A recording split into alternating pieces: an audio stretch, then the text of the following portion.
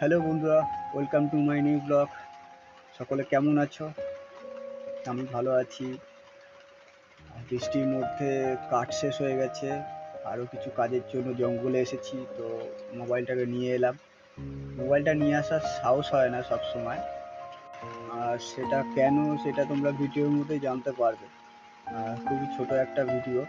এতদিন পর্যন্ত আমি 14 মিনিটের ভিডিও করেছি।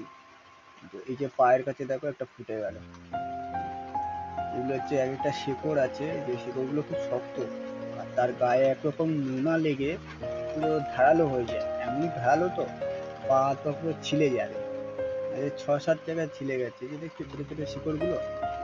তো তোমার ভালো করে দেখাচ্ছি।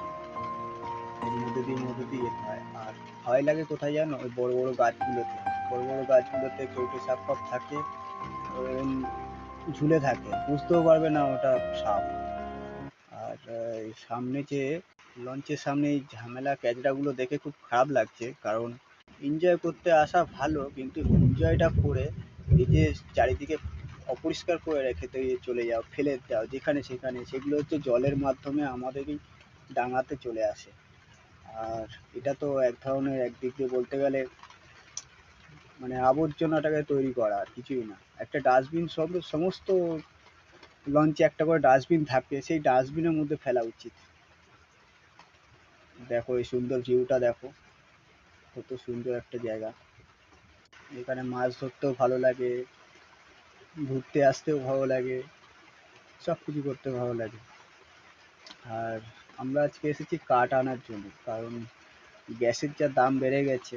তো সকলের কাছে ওটা অ্যাভেলেবেল, কোনো ব্যাপার নেই, কিন্তু আমাদের মতন গরিব মানুষ যারা একদমই মানে প্রাকৃতিক উপর আমাদের সম্পূর্ণ প্রাকৃতিক সম্পদের উপর নির্ভর করে চলে। এই দেখো কাঠগুলো ভাঙছি, এই কাঠগুলো বয়ে বয়ে নিয়ে যাবো মাথায় করে, এই চট ঠেলে পা কেটে তারপরে গিয়ে রান্না হবে।